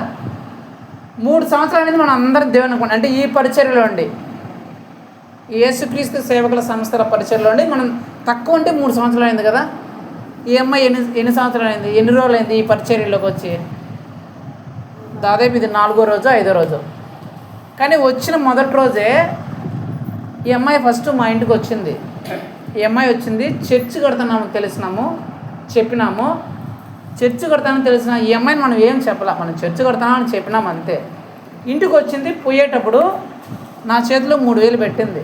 మీకు చెప్పిన ఆల్రెడీ. ఎందుకమ్మా ఇదంటే చర్చి కోసం వాడు, చర్చి కోసం తీసుకొని ఖర్చు పెట్టు అనింది. ఎక్కడమ్మా ఇదంటే ఇది నా డాక్యుమెంట్స్ కోసం, నా సర్టిఫికేట్స్ కోసం నేను దాచుకున్న డబ్బులు. నేను బ్రతిమలాడుకున్న, వద్దమ్మా నీ సర్టిఫికేట్ డబ్బులు నాకేం అవసరం లే, నాకు దేవుడు ఇస్తాడు, నువ్వేమైనా ఈ డబ్బులు ఇస్తున్నావు నువ్వే ఎత్తుకోబో, కానీ నీకేమైనా కావాలి నేను ఇస్తా అంటే అసలు ససేమరా ఆ అమ్మాయి ఒప్పుకోలే. ఇది చర్చి పని, నాకు డాక్యుమెంట్స్ రాకపోయినా నాకు ఇబ్బంది లే, నాకు ఆ సర్టిఫికేట్ లేకుండా నాకు దేవునికి ఇవ్వాలని నాకు కోరిక ఉంది, నాకు ఆశ ఉంది, నాకు కోరిక ఉందని చెప్పేసి ఆ అమ్మాయి సర్టిఫికేట్ల కోసం ఎత్తుకున్న డబ్బులు నా చేతిలో 3,000 పెట్టింది. అమ్మాయి ఉండింది ఒకరోజు పరిచర్యలో, మనతో పాటు ఉండింది ఒకరోజు పరిచర్యలో. కానీ దేవుని మీద ప్రేమ ఎలాగుందంటే నేను దేవునికి ఇవ్వాలి, దేవునికి ఇచ్చే మనసు నాలో ఉండాలి. ఎందుకు నేను చెప్తున్నా అంటే ఆ అమ్మాయి దేవుణ్ణి ప్రేమించే మనసు కలిగి ఉంది. నేను అదే చెప్పినా మీకు, మనం ఎవరినైనా ప్రేమిస్తే వాళ్ళేం మనం అడగాల్సిన పనిలే, వాళ్ళేం మనల్ని అడగాల్సిన పనిలే, మనమే పోయి ఇస్తాం వాళ్ళకి, మనమే పోయి కొనిస్తాం వాళ్ళకి. మన పిల్లలకి మనం ప్రేమిస్తుంటే వాళ్ళేం నా డాడీ నాకు మిక్చర్ తెచ్చి, డాడీ నాకు బిస్కెట్ తెచ్చి, నాకు అవి తెచ్చి, బట్టలు తెచ్చి అని చెప్పాల్సిన పనిలే, మనమే వాళ్ళకి అన్నీ తెచ్చిస్తాం. మనం ఒకవేళ దేవుని ప్రేమిస్తుంటే దేవుడు మనల్ని అడగాల్సిన పనిలే. ఎవడో పాస్టర్ వచ్చి మనం ఇది చేస్తున్నాం మీరు సహకరించండి చెప్పాల్సిన పనిలే. ఒక పాస్టర్ వచ్చి మనం దేవుని పని ఇది చేస్తున్నామంటే మళ్ళీ పాస్టర్ పోయి దేవుని విశ్వాసం అడుక్కోవాల్సిన అవసరం ఉందంటే ఆ విశ్వాసం దేవుని ప్రేమించట్లేదని అంతే, దేవుని నమ్ముకున్నారు అంతే వాళ్ళు. అమ్మా మీరు 5,000 వేయండమ్మా, మీరు 2,000 వేయండమ్మా, మీరు 1,000 వేయండమ్మా అనే పాస్టర్ మళ్ళీ ఆ విశ్వాసం అడుగుతున్నా అంటే దాని అర్థం ఆ విశ్వాసులు ప్రేమించే స్థాయికి ఇంకా ఎదగల. ఎక్కడుండారో నమ్ముకున్న స్థాయి వరకు మాత్రమే ఉండరు. చెప్పిన మీకు నమ్ముకున్న స్థాయి ప్రేమిస్తాను, నమ్ముకున్న స్థాయి అంటే ప్రభా నాకు అది ప్రభా, నాకు ఇది ప్రభా, అట్లా చేయి ప్రభా, ఇట్లా చేయి ప్రభా అడిగే స్థాయి. ప్రేమించే స్థాయి అంటే నువ్వు అసలు చెప్పకపోయినా దేవునికి ఇచ్చేసే స్థాయి, ప్రేమించే స్థాయి. మరి మనం ఏ స్థాయిలో ఉన్నాం? నమ్ముకునే స్థాయిలో ఉంటే నీ వల్ల ఏది సాధ్యం కాదు, జరగదులే, అవ్వదులే, ఇలాంటి పరిస్థితుల్లోనే నువ్వు ఉంటావు. అది రోగమైన కావచ్చు, వ్యాధి అయినా కావచ్చు, నీ కుటుంబ పరిస్థితి అయినా కావచ్చు, నీ ఆర్థిక పరిస్థితి కావచ్చు, నువ్వు చేసే పని కావచ్చు, ఏదైనా కావచ్చు. కానీ నువ్వు దేవుని ప్రేమించే రేంజ్కి నువ్వు వస్తే అసలు నీకు అసాధ్యమైనది ఏది ఉండదు. నేను నిజంగానే చెప్తున్నాను, మీ విశ్వాసంతోనే చెప్తున్నాను. నాకు అసాధ్యమైనదంటే దేవుడు ఏది చేయకుండా చేస్తాడు. ఒక ప్రార్థన చేసి ప్రభా నాకు ఇది కావాలి, నేను చెప్తున్నా కదా 1,50,000 రూపాయలు నా సత్తా ఎంత, నా బతికి ఎంత, నేను ఏడ సంపాదించేది 1,50,000 రూపాయలు అయినా సరే ప్రభా నాకు ఫస్ట్లో గోడలు కట్టేటప్పుడు ప్రభా నాకు 60,000 అవసరమైంది ప్రభా గోడలు కట్టాలంటే అన్న 60,000 ఇచ్చేసినాడు. ఎవరి దగ్గర మళ్ళీ 1 రూపాయి తీసుకోవాలి, నేను 1 రూపాయి కూడా అప్పు చేయాల. ఇప్పుడు వీళ్ళు మళ్ళీ గుడ్ ఫ్రైడే అయిపోతే మనం రేకులు పోవాలన్నారు. నా దగ్గర అప్పుడు రూపాయలు మా అమ్మ నడవని చెప్తుంది నిజం. పోయిన గుడ్ ఫ్రైడే ముందు వరకు కూడా, గురువారం వరకు కూడా నా దగ్గర 1 రూపాయి లేదు. కానీ వీళ్ళకి మాట ఇచ్చేసిన, ఏం వేస్తున్నాను మాట ఇచ్చేసిన, మనం నెక్స్ట్ వీక్లో స్టార్ట్ చేసేద్దాం, గుడ్ ఫ్రైడే అయిపోతేనే, ఈస్టర్ అయిపోతేనే మనం వర్క్ స్టార్ట్ చేద్దాం, పోయి రేకులు తెచ్చేద్దాం అని చెప్పినా వీళ్ళకి. కానీ నా దగ్గర 1 రూపాయి లేదు. ఆ రోజు గురువారం సాయంత్రం చేసి ప్రార్థన చేసిన, ప్రభా 70,000 చెప్పినారు ప్రభా, వాళ్ళకి 70,000 నాకు అవసరం ప్రభా, నాకు కావాలి ప్రభా అంటే ఆదివారం పొద్దునకంతా 70,000 నా అకౌంట్లో ఉంది. ఎట్ట వస్తుంది, ఎలా వచ్చిందో నాకు తెలీదు, అంత దేవుడే సమకూరి జరిపిస్తున్నాడు. నేను ఎందుకు ఇవన్నీ మీకు చెప్తున్నానంటే దేవుణ్ణి ప్రేమించు వారికి సమస్తము సమకూడి దేవుడే జరిగిస్తాడు. అది నువ్వు ఏదైనా అడుగు, అది అసాధ్యమే అనిపించండొచ్చు నీకు. నాకు 1,50,000 నిజంగానే అసాధ్యమైన పని. మా అమ్మ చెప్పింది, అడగండి. మా అమ్మని పాలు పిండితో నేను చెప్తుంటే మా అమ్మ అడిగింది, మా అమ్మకి చెప్పినా నేనమ్మా నెక్స్ట్ వీక్లో రేకులు వేయాలమ్మా అని చెప్పిన. రేకులు వేయాల 70,000 కావాలంటే 70,000 ఏటని తెచ్చేదిరా 70,000, ఎవరిని అప్పు అంటే అప్పుకి ఇప్పుడు ఏం లేదమ్మా దేవుడు ఇస్తాడమ్మా అంటే ఇలాంటి కథలు చెప్పద్దురే నువ్వు, దేవుడు ఎట్లా ఇస్తారా 70,000 అనేది. మా అమ్మని అడగండి చెప్తుంది. నేనేమన్నా, మా ఈరోజు నువ్వు చెప్తున్నావు కదా, సోమవారం తర్వాత నువ్వేం చెప్తావంటే, మేము సియోన్లో ప్రవేశించినప్పుడు మేము కల కలిగిన వారి వలె ఉంటుంది, మా నోటి నిండా నవ్వు ఉండును అనే వాక్యం నీకు నెరవేరుతుందా ఆ రోజు? ఇది కళా నిజమా అని నువ్వే చెప్తావు, నీకు సంతోషమే వస్తుందమ్మా అని చూడండి. ఇలాంటి మాట చెప్పద్దు, ఇది అసాధ్యము, ఇది జరగదనేది మా అమ్మ అడగండి కావాలంటే దగ్గర. ఏమ్మా నువ్వు చెప్పలా ఈరోజు కలగంటున్నా, ఒకసారి గిచ్చుకొని చూసుకో. మా అమ్మకి అసాధ్యం అని చెప్పిందండి ఇది. ఆ విషయము 70,000 కావాలంటే ₹1 లేదు ఆ రోజు మా చేతిలో. అసాధ్యం మా అమ్మే చెప్పింది అసాధ్యం అని. నేనేమన్నా మా అమ్మతో ఏమని చెప్పిన, దేవుడు సాధ్యం అని 70,000 వస్తుంది చూడు, నేను తెస్తాను చూడు అని చెప్పిన. దేవుడు ఇస్తాడు, నేను కాదు మా మందిరం కట్టేది, దేవుడే కట్టిస్తున్నాడు, ఆ 70,000 ఇస్తాడు చూడు అని చెప్పి మా అమ్మకి చెప్పిన. ఆ 70,000 వచ్చింది. ఈరోజు రేకులన్నీ తీసుకొని వచ్చి 70,000 అయ్యింది, కట్టేసి వచ్చి రేకులన్నీ తీసుకువచ్చినాం. ఇదంతా నేను చెప్పడానికి గల ఒకే ఒక ఉద్దేశం ఏదంటే, మీకు కూడా అసాధ్యమైన పనులు ఏవి ఉండవు. ఎప్పుడంటే ఒకటే ఒక కండిషను, దేవుణ్ణి ప్రేమించినప్పుడే. మీరు దేవుణ్ణి ప్రేమించినప్పుడే మీకు అసాధ్యమైనదంటే ఏది ఉండదు. దేవుణ్ణి ప్రేమించినంత వరకు మీ జీవితం అలాగే ఉంటుంది. ఎత్తుకుంటాను, వాళ్ళంటే వీళ్ళంటే పడుకుంటాను, వాళ్ళని ఎత్తుకుంటా వీళ్ళు ఎత్తుకుంటా, వాళ్ళు అడుక్కుంటా వీళ్ళు అడుక్కుంటా, మీకు కావాల్సినట్టు వాళ్ళని వీళ్ళు ఎత్తుకుంటా అనే పరిస్థితి తప్ప, నేను ప్రార్థిస్తే, నేను ఏదైనా అడిగితే అది ఖచ్చితంగా దొరుకుతుందని నిశ్చయితలోకి నువ్వు రాలేవు.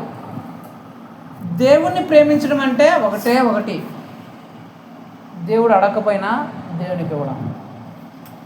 అది సమయమైనా కావచ్చు, డబ్బులైనా కావచ్చు, ఆస్తులైనా కావచ్చు, మరి ఏదైనా కావచ్చు, నీ శక్తి అయినా కావచ్చు, బలమైనా కావచ్చు. ఇవన్నీ ఎందుకు చెప్తున్నా అంటే, ఒకవేళ మీకు దేవుని మందిరం కడుతున్నామని ప్రకటింపబడినప్పుడు, ఒకవేళ ఇచ్చింటే, ఒకవేళ 2,000 3,000 ఇచ్చినా అనుకుని దేవుని ప్రేమించే మనసు మీకుండి, ఆ అమ్మాయి ఎలాగైతే 3,000 ఇచ్చిందో అలాగే మీకు ఉండి, ఒక 2,000 3,000 లేకపోతే ₹1,000, ఒక 500, లేకపోతే 2 సిమెంట్ బస్తాలో, లేకపోతే 10 ఇటుకలో ఏదైనా కొనిచ్చాను అనుకుందాం. మీరు అంతా వేసినా కూడా ఎంత అయింటుంది? ఒకవేళ 20,000 అయింటుందా? మీ విశ్వాసాలు అందరూ కలిపి కూడా ఇచ్చింటే 20,000 అయింటుందా? మిగిలిన 1,30,000 ఎవరు ఇచ్చినట్లు? అప్పుడు దేవుడు ఇచ్చినట్టే కదా. మీరు 20,000 ఇచ్చింటే మిగిలిన డబ్బులంతా ఎవరు ఇచ్చినట్లు? దేవుడు ఇచ్చినప్పుడు. కానీ మీ పేరు ఎలాగ రాయబడి ఉంటుంది? వీళ్ళు నన్ను ప్రేమించేవాళ్ళు రా అని రాయబడి ఉంటుంది. రాయబడి ఉంటుంది. నువ్వు ఇచ్చింది ఒక ₹1,000 2,000 నీ స్తోమత, నీ స్థాయి ఎంతో అనుకో, నువ్వు ఇచ్చింది అంతే అనుకో. కానీ నువ్వు ఇచ్చిన దానికి దేవుడు నీ పేరు ఏమైనా రాయించుంటాడు? నన్ను ప్రేమిస్తున్నారు రా వీళ్ళు అని రాసింటారు. ఇచ్చిందేమో దేవుడే, మొత్తము 1,30,000 ఇచ్చింది, 1,50,000 ఇచ్చింది దేవుడే, మనం ఇచ్చింది అంతే. కానీ దేవుడు ఏం చెప్పింటాడు? వాళ్ళు ఇచ్చినారా నన్ను ప్రేమించేవాళ్ళు అని చెప్పింటారు. ఇప్పుడు ఈ అమ్మాయి పేరు ఖచ్చితంగా దేవుడు రాసి పెట్టుకుంటాడు, అమ్మాయి నన్ను ప్రేమిస్తుంది అని. ఇదంతా మీ దగ్గర డబ్బులు ఆశించే కాదు, నేను చెప్పట్లా.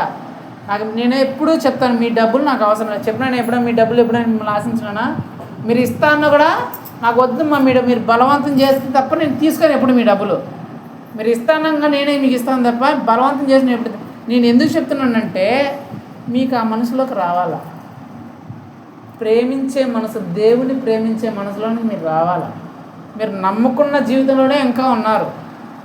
మీరు 4 సంవత్సరాలు అవుతున్నా, 5 సంవత్సరాలు అవుతున్నా, దేవుడు నమ్ముకునే స్థాయిలోనే మీరు ఉన్నారు తప్ప ప్రేమించే స్థాయికి మీరు రావట్లే. నేను చెప్తున్నా, మీ చేతితో మీరు దేవుడికి ఇచ్చేది కొంచెమే, మీ చేతితో మీరు ఇస్తారు, దేవుని చేత దేవుడు మీకు ఇస్తాడు. మీ చెయ్యి ఎంత? అంతే కదా. దేవుడి చెయ్యి మహాకాశాలు కూడా పట్టవు అంత చెయ్యి. మీ చేతితో మీరు ఇస్తే కొంచెం, దేవుని చేతితో ఇచ్చేది అసలు మీరు ఊహించలేరు. నేను దేవుడికి అయితే ఎంత ఇచ్చింటా? ఎంత ఇచ్చిందో చెప్పండి. నా బతుక్కి వారం ఒక ₹100 కానుక ఇచ్చింట, లేకపోతే క్రిస్మస్ జరిగినప్పుడు 5,000 10,000 ఖర్చు పెట్టింట, లేకపోతే ఏదైనా దేవుని ప్రోగ్రాం ఏదైనా జరిగినప్పుడు ఒక 2,000 3,000 ఇచ్చింట, అంతే కదా. నా బతికి సంవత్సరం అంతా కలిపినా కూడా దేవుని కోసం ఒక 50,000 ఖర్చు పెట్టినాను. మనం ఆటోలు పోయేటప్పుడు, లేకపోతే ఏదైనా ఫంక్షన్ జరిగినప్పుడు, దేవునికి సంబంధించి ఏదైనా కార్యక్రమం జరిగినప్పుడు సంవత్సరం అంతా కలిపినా కూడా ఒక 50,000 ఖర్చు పెట్టినాను నా బతుక్కి, అంతే కదా. దేవుని విషయంలో కానుకలు కానీ ఏదైనా విషయం. కానీ దేవుని అడగగానే ఎన్ని రోజులు అయింది? 11వ తేదీ మనం స్టార్ట్ చేసాం. ఈరోజు డేట్ ఎంత? 6వ తేదీ అనుకోండి, మధ్యలో ఖాళీ గ్యాపే. కనీసం ఒక సగం నెల కూడా గలవాల, అర్ధ నెల కూడా గలవాల. 6 రోజులు పనులు చేసినాం అంతే. పని చేసిన ఎన్ని రోజులు? 6 రోజులు దేవుడు నాకు 1,50,000 ఇచ్చినాడు. ఎంత ఇచ్చినాడు? 1,50,000. నేను సంవత్సరం అంతా ఎత్తుకున్నా కూడా 20,000 ఇచ్చింటాను లేదు దేవుడికి. కానీ దేవుడు నాకు 6 రోజుల్లోనే 1,50,000 ఇచ్చినాడు. నేను ఎందుకు చెప్తానంటే, మన చేస్తే మనం దేవుడికి ఇస్తే, దేవుడి చేస్తే దేవుడు ఇస్తాడు. మనకు అసాధ్యమైనది ఏది ఉండదు. వీళ్ళు 2 లక్షలు పోగొట్టుకున్నారు అనవసరంగా. నేను కూడా పోగొట్టుకున్నాను కాబట్టి చెప్తున్నా. నేను కూడా 10,000 పోగొట్టుకున్నాను. తిరిగినా 2 నెలలు 3 నెలలు తిరిగినా. నేను కూడా దేవుడు నాకు చెంప మీద చెల్లి వినిపించాలో చెప్పి, నేను నోడ్రా పమ్మన్నాడు, నిన్ను నోడ్రా ఇవ్వమన్నాడు. ఒకే మాట, నువ్వు నన్ను ప్రేమిస్తున్నావు కదా, నా కార్యక్రమాలు ఏం జరిగితే నువ్వు ముందుంటావు కదా, నువ్వు పని చేస్తావో డబ్బులు ఇస్తావో ఏదో ఒక రూపంలో నువ్వు ముందు ఉంటున్నావు కదా. చర్చిలో అయినా ముందు ఉంటున్నావు, వాక్యంలో అయినా ముందు ఉంటున్నావు, కుటుంబ ప్రార్థనలోకి వెళ్తున్నావు, ప్రార్థన చేస్తున్నావు, వాక్యాలు వింటున్నావు, వాక్యాలు చెప్తున్నావు, బోధిస్తున్నావు, ఖర్చు పెడుతున్నావు, నా కోసం ఇన్ని చేస్తున్నావు కదా, నన్ను ప్రేమిస్తున్నావు నాకు తెలుసు కదా. మరి ఎందుకు నువ్వు వాడకాలు ఇలుకాలు పెట్టుకుంటావు? నన్ను అడుగు, నేను సమస్తం సమకూడి జరుగుతాను అంటాడు దేవుడు. ఎక్కడ దేవుడు నన్ను ఎక్కడ కింద పెట్టిన స్థాయే లేదు నాకు ఎక్కడ. ఈరోజు అడగండి, ఈరోజు ఏంటి సోమవారం కదా, కలెక్టర్ మీటింగ్ కదా. కలెక్టర్ మీటింగ్ అంటే ప్రతి ఒక్కరు ఖచ్చితంగా ఆడ ఉండాల్సిందే, లేకపోతే ఖచ్చితంగా యాక్షన్ ఉంటుంది. మేము పోతున్నాం రేకులు వేసుకోవడానికి. ఈయన ముందే అడగండి, వీళ్ళు ఉన్నారు, వీళ్ళ ముందే ఫోన్ చేసి చెప్పండి మా ఎంపీ సరికి, సార్ నేను ఈరోజు రాలేను సార్ అంటే, ఏమి అన్నారు సార్, రొంపుచేలో పోతున్నాను సార్. సరే ప్రవీణ్ నువ్వు పని చూసుకో, నీ పని చూసుకొని అయిపోయిన తర్వాతనే రా అన్నాడు మా ఎంపీడీ సార్. అది వేరే వాళ్ళని ఎవరైనా అడిగితే అస్సలు ఎవరు పర్మిషన్. ఈరోజు ఏంది కలెక్టర్ మీటింగ్ ఏంది, నువ్వు పోవడం ఏంది, ఎక్కడున్నారు రా అని చెప్తాడు వేరే వాళ్ళకి. కానీ నేను అడిగినప్పుడు మాత్రం సరే నీ పని ఎంతవరకు నువ్వు చూసుకొని అయిపోయిన తర్వాతనే రా అన్నాడు. అసలు అదే సమయమే కాదు, అది ఇంపాసిబుల్ వేరే వాళ్ళకైతే.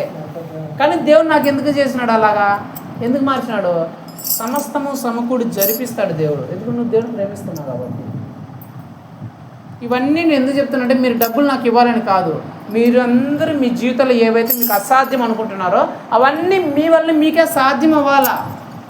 ఏదైతే ఈ రోగం మా జీవితం నుంచి పోదేమో అని మీరు అసాధ్యం అనుకుంటున్నామో ఆ రోగం పోతుంది మీ జీవితంలో. ఏదైతే ఈ పని మీకు జరగదేమో, ఇది అసాధ్యమే అనుకుంటున్నారో అది జరగాలని నా ఉద్దేశం, అది సాధ్యం అవ్వాలని. మీ రోగం ఏదైతే పోదనుకుంటారో అది పోవాలని. మీ సమస్య ఏదైతే ఇంకా తీరదనుకుంటారో ఆ సమస్య తీరాలని నా ఉద్దేశం. అలా మీరు అవ్వాలంటే మీరు దేవుని ప్రేమించే స్థాయికి మీరు రావాలా. ఇదంతా చెప్తూనే నా ఒక్క ఉద్దేశం అదే, మీకు అసాధ్యమైన ఏది ఉండదు అని దేవుడు ఎలాగైతే తన శిష్యులు చెప్పాడో అది మీ జీవితంలో నెరవేరాలా.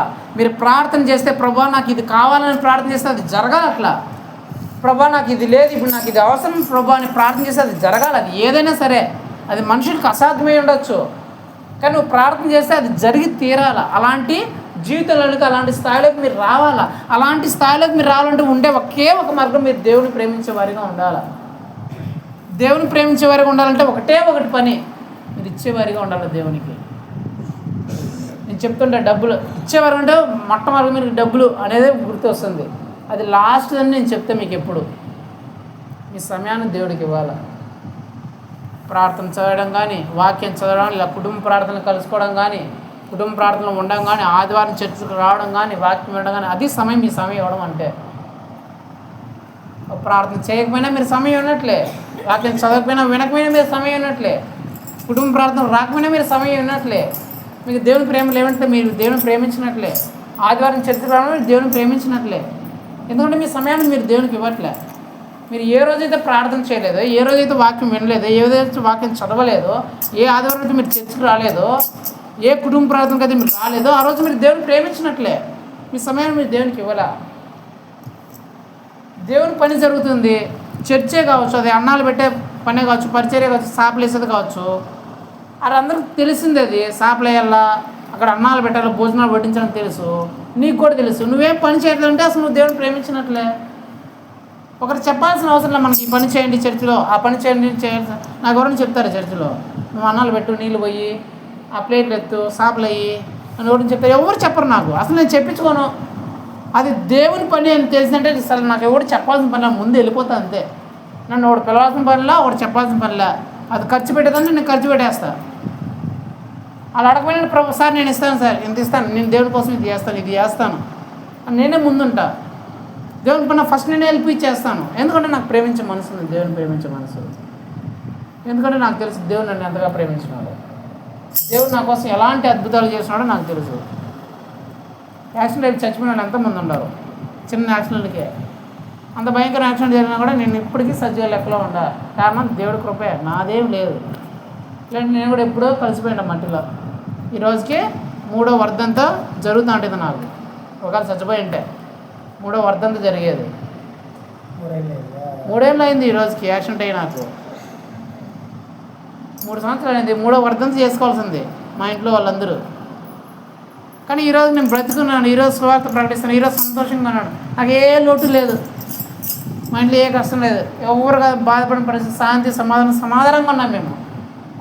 ఏది ప్రభా నాకు ఇది అవసరం, ఇది లోటుగా ఉన్న పరిస్థితి నాకు లేదు. నాకు ఏదైనా లోటు ప్రభా నాకు ఇది కావాలి ప్రభు అంటే వెంటనే దేవుడు, అది అధికారి కావచ్చు, ఎవడైనా కావచ్చు, పంపిస్తాడంతే, చేసి జరిగి తీరుస్తాడంతే. కారణం ఏంటంటే నేను దేవుని ప్రేమిస్తాడని దేవుడికి తెలుసు. ఇదంతా చెప్పే ఉద్దేశం అంటే నేను ఎలాగైతే నా జీవితంలో ఇది అసాధ్యం అనేదే లేదు అని నేను ఎలాగైతే సాక్ష్యాన్ని నేను కలిగినానో మీ జీవితంలో మీకు అలాంటి సాక్ష్యం రావాలా. అలాంటి సాక్ష్యం రావాలంటే మీరు దేవుని కోసం ఇచ్చేవారిగా ఉండాలి, దేవుని ప్రేమించేవారిగా ఉండాలి. దేవుని ప్రేమించేవారిగా మీరు ఉన్నప్పుడే మీకు కూడా అసాధ్యమైనదంటే ఏదీ ఉండదు. చదువు మమ్మల్ని ఒకసారి మత్తయి సువార్త 17వ అధ్యాయం 20వ వచనం చదువమ్మా. అందుకు ఆయన, మీ అల్ప విశ్వాసము చేతనే మీరు ఆవగింజంత విశ్వాసం ఉండిన ఎడల ఈ కొండను చూచి ఇక్కడ నుండి అక్కడికి పొమ్మనగానే అది పోవును. మీకు అసాధ్యమైనది ఏదీ ఉండదని నిశ్చయముగా మీతో చెప్పుచున్నానని యేసు ప్రభు చెప్తున్న మాట. మీకు అసాధ్యమైన ఏది ఉండదరా నాయన, నిశ్చయంగా నేను చెప్తున్నాను. మీకు అసాధ్యమైనదే ఏది ఉండదు. కానీ ఎప్పుడంటే రోమా 8:28 దేవుణ్ణి ప్రేమించినప్పుడే మీకు అసాధ్యమైనదంటే ఏది ఉండదు. ప్రేమించడం అంటేనే ఇవ్వడం. యోహాను 3:16 ప్రకారం దేవుడు లోకం ఎంతో ప్రేమించిన కాగా తన అద్వితీయ కుమారుగా పుట్టిన వాడిని ఇచ్చేశాడు లోకానికి, ప్రేమించాడు కాబట్టి. ప్రేమ లేకపోతే మనం ఇవ్వలేం. వీడి మీద నాకు ప్రేమ లేదు అనుకో, వీడి మీద ప్రేమ లేకో, వీడు ఏమన్నా అడిగితే నేను కొనిస్తానా? మీరు ఊర్లో ఉండాలి, అందరు కొనిస్తారు ఏమన్నా? ఎందుకు కొనిరు? వాడి మీద మీకు ప్రేమ లేదు. అది మీ పిల్లల్లో అడిగినా అడగకపోయినా కొనిస్తారు. ఎందుకు? ప్రేమ ఉంది. మనకు ప్రేమ ఉంటే మనం చెప్పినా చేయకపోయినా మనం దేవుడికి ఇచ్చేస్తామా. బలవంతం చేసినప్పుడు ఇస్తున్నామంటే దాంట్లో మనకు ప్రేమ లేదని అంతే. ఇటు నన్ను అడిగిన తర్వాత నేను కొనిచ్చాను అనుకో, ఇక నా మీద ప్రేమ వాడి మీద నాకు ప్రేమ లేనట్లు. వాడు అడగక మీదే నేను ఇచ్చినాను అనుకో, వాడి మీద నాకు ప్రేమ ఉన్నట్లు. అది ఏదైనా కావచ్చు. నేను ఎందుకు చెప్తున్నా అంటే మీరు దేవుని ప్రేమించే స్థాయికి మీరు రావాలా. ఎందుకు మీరు దేవుని ప్రేమించే స్థాయికి మీరు రావాలంటే మీ జీవితంలో అసాధ్యమైన ఏది మీకు ఉండకూడదు. ఒకసారి ఆలోచించుకోండి, మీకు అన్నీ సాధ్యమైనాయా మీ జీవితంలో, మీ కుటుంబంలో? మీరు అనుకున్నవి అన్నీ జరిగినాయా? మీరు కోరుకున్నవి అన్నీ మీకు దక్కినాయా? దక్కలేదనే ఆలోచన కదా మీకు ఉండదు మనసులో. ఎందుకు దక్కలేదు? ఈరోజు కారణం మీకు తెలిసింది కదా. ఈ రోజు నుంచైనా ఆ కారణం తెలిసిన తర్వాత అయినా మీకు ఆ కారణంలోనికి వస్తే దాన్ని మీరు పాటిస్తే ఇది నాకు దొరకలేదు, ఇది నాకు దొరకలేదనే ప్రసక్తే ఉండదు. మీరు కోరుకున్నది, మీరు ఆశించినది, మీరు కోరుకున్నది ఖచ్చితంగా తీరుతుంది. మరి మీరు ఆ స్థాయికి అంటే మీరు ఫస్ట్ దేవుని ప్రేమించే వారిగా ఉండాలా. గుర్తుపెట్టుకోండి, మీరు దేవుని ప్రేమించాలంటే దేవునికి ఇవ్వడం అంటే మీరు ఇచ్చేది కొంచెమే. గుర్తుపెట్టుకోండి, మీరు ఏదైనా సరే మీ సమయమైనా మీరు ఎంతసేపు ఇస్తారో, 24 గంటలు ఉంటే ఒకవేళ కుటుంబ ప్రార్థన ఏదో కావచ్చు, అయితే 5 నిమిషాలు అంటే అరగంట గంట అంతే కదా. 24 గంటలే మీరు ఇచ్చేది, కొంచెమే కదా మీరు ఇచ్చేది. ఒకవేళ డబ్బులు అనుకో, మీరు ఇస్తే ఎంత ఇస్తారు? ఒకవేళ కానుకుంటే 10 రూపాయలు వేస్తారు, లేదంటే 20 రూపాయలు, ఎక్కువ అంటే 100 రూపాయలు వేస్తారు వారము. నెలకి ఎత్తి కొడితే ఒక 100 రూపాయలు ఏమి మనం కానుక. ఏదైనా ఇలా ఒకటి దేవుని పన్నెండు తెలిసినప్పుడు ఒక అయితే 1000 2000 మన స్థాయిని బట్టి ఎత్తి కొట్టినా కూడా మనము దేవుని కోసం 10,000 కూడా ఖర్చు పెట్టాం. మనము సంవత్సరం అంతా కలిపినా కూడా 10,000 ఖర్చు పెట్టాం కదా. నువ్వు ఇచ్చేది కొంచెమే కదా, నువ్వు కొంచెాన్ని బట్టి దేవుడు నీకు ఎంత గొప్ప మేలు చేస్తాడమ్మా. అది నేను చెప్తాండేది. ఆ ప్రేమించే మనసులోకి నువ్వు ఇచ్చేది కొంచెమే, కానీ దేవునికి చేసే మేలు ఎంతో గొప్పది. మీరు ఆ కొంచాన్ని బట్టి మీరు నమ్ముకున్న వారి స్థాయిలోనే మీరు ఉండిపోవద్దని. నమ్ముకోవడం అంటే అదే అడిగేది, ప్రభా నాకు అది కావాలి ప్రభా ఇది కావాలి ప్రభా అని అడిగేది. అదే నువ్వు దేవుని ప్రేమించే స్థాయికి వస్తే నువ్వు అడగమని కూడా దేవుడు ఇచ్చేస్తాడు. నేను చెప్పినా కదా, లోకమేం అడగలా, నీ అద్వితీయ కుమారుని మాకు పంపించేయండి. దేవుడు ఇచ్చాడు, ఎందుకంటే ప్రేమించాడు కాబట్టి. వాళ్ళేం అడగలా. మన పిల్లలు కూడా మనం అడగమైనా ఎందుకు ఇస్తామంటే మనం ప్రేమిస్తున్నాం కాబట్టి. నువ్వు దేవుని ప్రేమించే స్థాయికి వస్తే నువ్వేం అడగాల్సిన పనిలే. ప్రభా నాకు భూమి కావాలా, నాకు పట్ట కావాలి ప్రభా, నాకు అది కావాలి ప్రభా, నువ్వు అడగాల్సిన పనిలే. అధికారులే పంపిస్తాడు. నేను చెప్తాడు, ఒక 6 నెలలు తిరిగినాడంట వాళ్ళ దగ్గరికి. 6 నెలలు 9 నెలల్లో ఊరు పలకలేదంట. వచ్చి ప్రార్థన చేయించుకున్న దగ్గర అని చెప్పిన, వచ్చినాడు ప్రార్థన చేయించుకున్నాడు. మరుసటి రోజు ఎంఆర్ఓలు వచ్చినారు. అడగండి, వాళ్ళే చెప్తారు. నేనే అబద్ధాలు చెప్పట్లే, వాళ్ళే చెప్పినారు. నా దగ్గర బాధపడి చెప్పినారు, బాబు ఏం చేసేది బాబు, ఎన్నో రోజులు తిరుగుతున్నాం, ఎంఆర్ఓ అట్లా అంటాడు ఇట్లా అంటాడు, వీఆర్ వాళ్ళు రారు, సర్వేలు రారు, తిప్పుతున్నారు బాబు అన్నాడు. కూర్చొని నా ప్రార్థనలో అని చెప్పిన, కూర్చొని ప్రార్థన చేసిన, ప్రభా సహాయం చేయండి, అధికారులు రాలేదంటున్నారు, మీరు నడిపించండి, మీరు కృప చూపించండి, రావాలని చెప్పిన. మరుసటి రోజు సాక్ష్యం చెప్పినాడు. వాళ్ళు వచ్చినారు, ప్రభు ఎంఆర్ఓలు వచ్చినారు, బాబు మేమేం ఫోన్లు చేయలే ఏం చేయాలి, వాళ్ళే ఫోన్ చేసి వచ్చినారు, మీ మడి దగ్గరికి వస్తున్నాం రండి, రేపు రండి అని చెప్పేసి ఆయన సాక్ష్యం చెప్పినాడు. అబద్ధమేనా అని చెప్పింది. మరి ఆయన 6 నెలలు తిన్నారు, ఎందుకు రాలా? నేను చేసిన ప్రార్థనే కదా. నేనేమైనా ఎంఆర్ఓ ఫోన్ చేసి నువ్వు వచ్చేయాలని చెప్పినానా? నేనేమైనా ఎంఆర్ఓ ఫోన్ చేసి నువ్వు వచ్చేయాలా, మా వాళ్ళు ఇబ్బంది పడుతున్నా నేనే చెప్పిన? ఏం చెప్పాలా? నేను ఎవరు చెప్పినా? నా దేవుడికి చెప్పిన, ప్రభా చూపించయ్యా, ప్రభు చూపించయ్యా, ఇబ్బంది పడుతున్నారు ప్రభా, నీ బిడ్డలు ప్రభా అని ప్రార్థన చేసిన. దేవుడు ఏం చేసినాడు, నువ్వు నన్ను ప్రేమిస్తున్నావు కదా, నీ ప్రార్థన నేను చెప్పేసి ఎంఆర్ఓని పంపించినాడు. వీళ్ళు వాళ్ళ ఎంఆర్ఓ దగ్గరికి వాళ్ళే వచ్చి వీళ్ళు ఫోన్ చేసినారు, వాళ్ళే మడికాడకు వస్తున్నామని. నేను ఇవన్నీ ఎందుకు చెప్తున్నానంటే, ఇంకొక ఎగ్జాంపుల్ చెప్పినా, వీళ్ళ కూతురు బర్త్ సర్టిఫికేట్ కోసము తిరిగినారు. 2 వారాలు అంతా తిరిగినారు లేదా ఆ రోజు. ఎండలో తిరిగినా డబ్బులు కూడా ఖర్చు పెట్టారు దానికోసము. ఎండలో తిరిగి డబ్బులు ఖర్చు పెట్టినారు. సాయంత్రం వచ్చి ప్రార్థనకు వస్తే మొఖాలన్నీ వాడిపోయినాయి. వీళ్ళిద్దరు మొఖాలు పాప మొఖం వాడిపోయింది. ఏమ్మా ఎట్లుండారు ఎట్లా అయిపోయిందంటే, ఏం చేసిందన్నా పాప చెప్తుంది, ఏం చేస్తున్నా నాకు బర్త్ సర్టిఫికేట్ కావాలా, బర్త్ సర్టిఫికేట్ లేకపోతే అదేందో కాలేజ్ ఏందో వద్దు అంటున్నా, వెళ్ళిపోమంటున్నారు, ఏం చేసింది మాకు ఏం అర్థం కాలేదని. ఏం మమ్మల్ని నాకు చెప్పలేదు కదమ్మా అంటే, చెప్పలేదన్నాను. ఫస్ట్ సేవకుడు కదమ్మా మీరు చెప్పాలా, సేవకుడు చెప్పు కదా మీరు చేయాలి. ఏం చేశారు పొద్దున్న నుంచి తిరిగినా అన్నం లేదు ఏం లేదు, ఎండకంతా తిరిగినాము, వాళ్ళు అట్టన్నారు ఇట్టన్నారు, లాస్ట్ కుదరదు మీరు వెళ్ళిపోండి అన్నారు, ఏం చేయాలో మాకు అర్థం కాలేదు అని చెప్పినారు. సరే ఈరోజు కుటుంబ ప్రార్థనకు రండి అని చెప్పినారు. కుటుంబ ప్రార్థనకు వచ్చినారు, ప్రార్థన చేయించుకున్నారు. మరుసటి రోజు పొద్దున్నే ఉదయం మీరు ఎక్కడికైనా వెళ్ళారా, ఏ ఆఫీస్కి వెళ్ళినారా, ఏ ఆఫీస్ దగ్గరికి వెళ్ళినారా, ఎవరికైనా డబ్బులు కట్టినారా? పొద్దునకి బస్సు పెట్టి వాళ్ళ చేతిలో ఉంది. అడగండి, నేనేం నిజం అబద్ధాలు చెప్తా అంటే వాళ్ళే ఉన్నారు ఆ సాక్ష్యాలు. వాళ్ళు ఎక్కడికి తిరగలా, ఎక్కడికి పోలా, ఎవడు కాళ్ళు పట్టుకోవాలా, ఏ ఆఫీస్ చుట్టూ తిరగలా, కానీ పొద్దున్నకి సర్టిఫికేట్ అంతా వాళ్ళ చేతిలో ఉంది.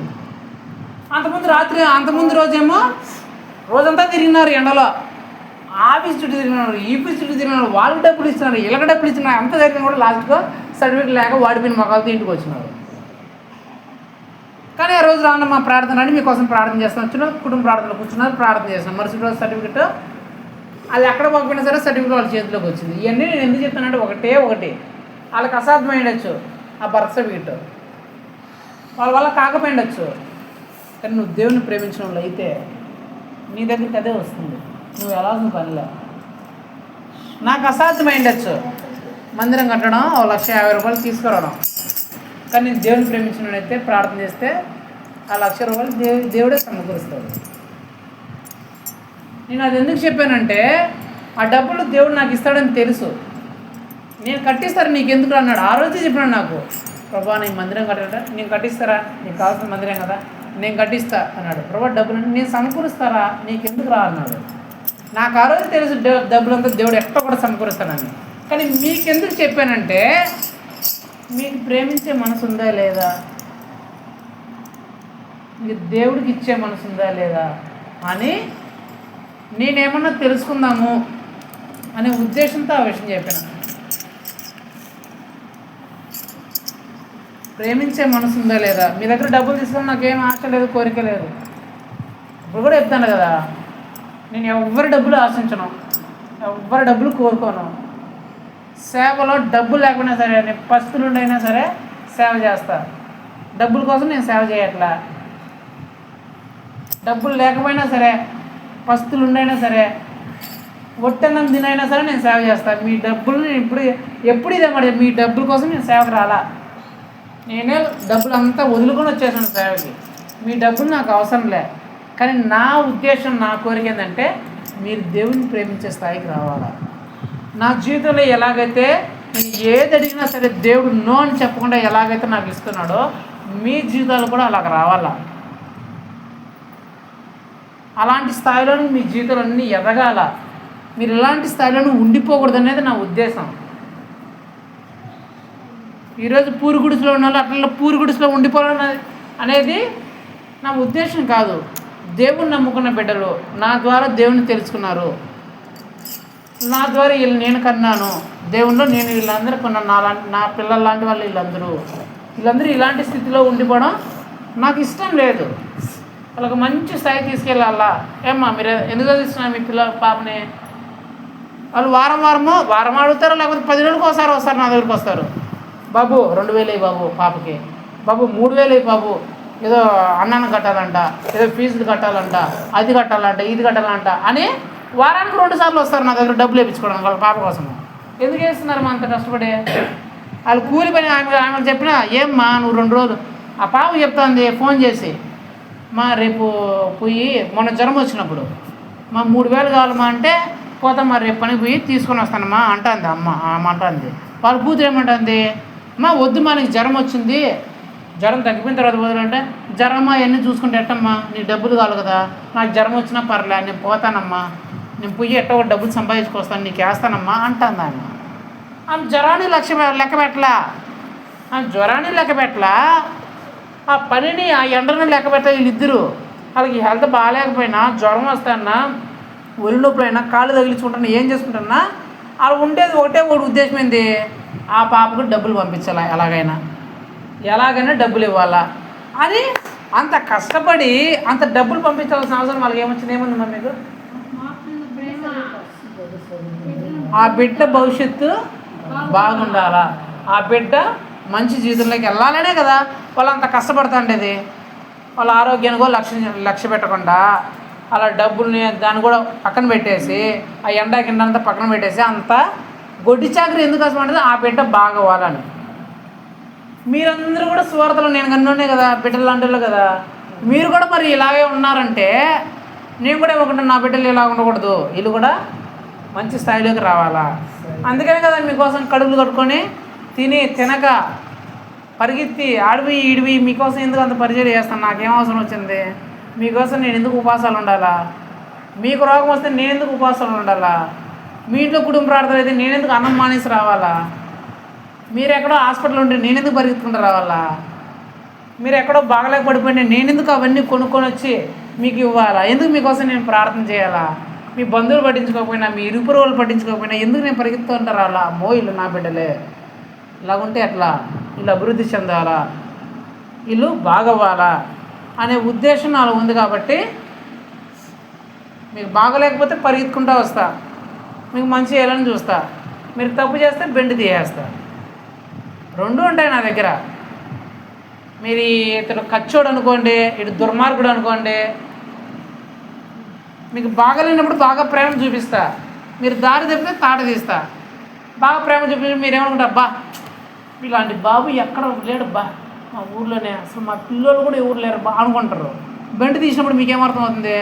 ఈయన కొడుకు అంతా దుర్మార్గుడు, ఊరు లేడు, మమ్మల్ని ఎట్లా సాగుపడతాడు, ఎట్లా సప్పిస్తాడు, ఎట్లా అంటాడు మా మీద అని అనుకుంటారు. కానీ నా బాధ ఏంటి, వీళ్ళు చెడు మార్గంలో ఉంటారు. నేను గద్దించకపోతే, నేను చెప్పకపోతే ఇంకోరు వీళ్ళు బుద్ధి చెప్పేది ఊడు చెప్పరు. వీళ్ళు చెడిపోయినప్పుడు వీళ్ళు చెడు మార్గంలోకి వెళ్ళిపోతాంటే, వీళ్ళు మార్గం తప్పిపోతాంటే, మళ్ళీ జీవితాలు చెడు చేసుకుంటారంటే, వీళ్ళు నన్ను తిట్టుకున్నా సరే, వీళ్ళు ఏమనుకున్నా సరే నేనైతే అవన్నీ పట్టించుకోకుండా వీళ్ళు మరలా ఆ మార్గంలోకి తీసుకురావాలా, మంచి మార్గంలోకి తీసుకురావాలనే ఉద్దేశంతో మీరు నన్ను ఎన్ని తిట్టుకున్నా, మీరు నా గురించి ఏమి అనుకున్నా, నేను వీళ్ళకి ఆత్మీయ తండ్రిని కాబట్టి వాళ్ళు ఏమనుకున్నా సరే, ఎలా తిట్టుకున్నా సరే వీళ్ళని మంచి మార్గంలో పెట్టాలనే ఉద్దేశంతో మీరు తిట్టుకున్నా ఏమనుకున్నా సరే నేను గద్దించేది గద్దిస్తూ ఉంటాను. ప్రేమించే టైంలో ప్రేమిస్తుంటా, ఆదరించే టైంలో ఆదరిస్తుంటా, గద్దించే టైంలో గద్దిస్తూ ఉంటా. రెండు నేర్పిస్తాడు దేవుడు నాకు. రెండు చూపించమంటాడు సంఘం మీద. ప్రేమ చూపించాలా, ప్రేమగాను ఉండాలా, కఠినముగా ఉండాలా. ప్రేమగా ఎప్పుడు ఉండాలా? బాధలు ఉన్నప్పుడు, ఇబ్బందులు ఉన్నప్పుడు, ఇరుకుల్లో ఉన్నప్పుడు, కష్టాలు ఉన్నప్పుడు ప్రేమ చూపించాలా. కఠినంగా ఎప్పుడు ఉండాలా? తప్పు చేస్తే అంతే కఠినంగా ఉండాలి. అప్పుడే సంఘమైన అభివృద్ధి చెందుతుంది, ఆ బిడ్డలైనా అభివృద్ధి చెందుతారు, ఆ విశ్వాసాలైనా అభివృద్ధి చెందుతారు. ఇదన్నీ నేను ఎందుకు చెప్తానంటే మీరు అందరూ దేవుణ్ణి ప్రేమించే స్థాయిలోకి రండి. దేవుని ప్రేమించే స్థాయిలోకి మీరు ఎందుకు రావాలని కోరుకుంటా అంటే మీ జీవితంలో ఏది అసాధ్యము, నాకు ఇది అసాధ్యము అనే పరిస్థితి మీకు రాకూడదు. మీరు దేనికోసం ప్రార్థన చేసినా అది జరిగి తీరాలా, మీరు ఏది కావాలని ఆశించినా అది జరిగి తీరాలా. అలాంటి స్థాయిలోకి మీరు రండి. మాకు రోగం వచ్చింది,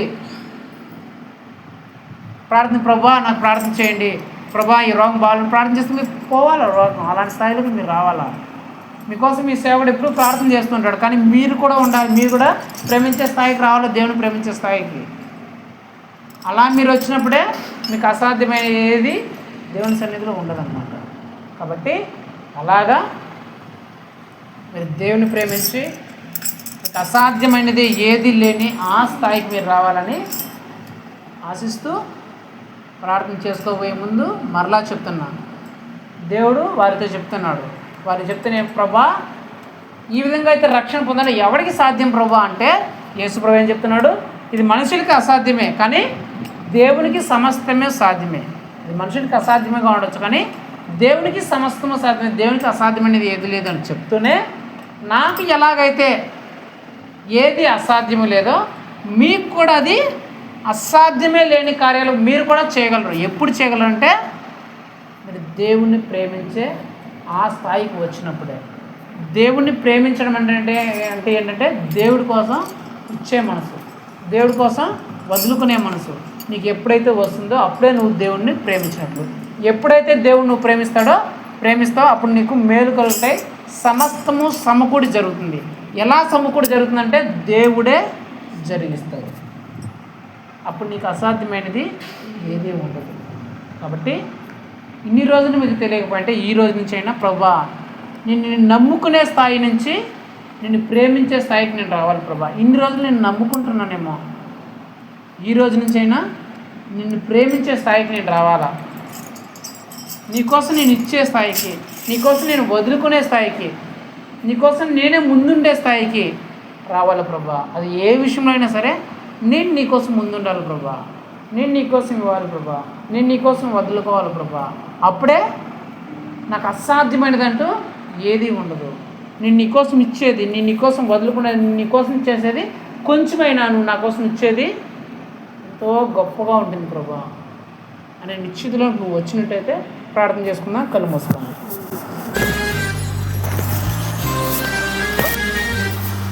మహోన్నతుడా, సర్వోన్నతుడా, సర్వశక్తి గల దేవా యేసయ్యా, నీ బలమైన శ్రేష్టమైన పరిశుద్ధమైన నామం బట్టి నీ స్తోత్రం చెల్లిస్తున్నాం ప్రభా. ఇదిగో తండ్రి, ఈ రాత్రికాల సమయం ప్రభా మరొకసారి మమ్మల్ని అందరూ చేర్చి ప్రభా ఈ నామాన్ని మహింపరుస్తూ ఘనపరుస్తూ మీ మాటలు వినటకు మీరు ఇచ్చిన ఈ కృపను బట్టి ధన్యతను బట్టి మీ స్తోత్రం చెల్లిస్తున్నాం తండ్రి. ఇదిగో మీరు మాట్లాడినారు ప్రభా, ఎలాగైతే దేవునికి అసాధ్యమైనది ఏదీ లేదో అలానే మీకు కూడా అసాధ్యమైనది ఏది ఉండకుండా ఉండాలంటే మీరు చేయాల్సిన ఒకే ఒక్క పని దేవుణ్ణి ప్రేమించడం అని మీరు చెప్తున్నారు ప్రభా. ఎవరైతే తండ్రి మిమ్మల్ని ప్రేమిస్తారో వారికి అసాధ్యమైనది ఏది ఉండదు అని ప్రభా మీరు చెప్తున్నారు తండ్రి. ఎందుకంటే మిమ్మల్ని ప్రేమించే వారికినైనా సమస్తము సమకూడి జరిగిస్తారని ప్రభా మీరు సెలవిస్తున్నారు ప్రభా.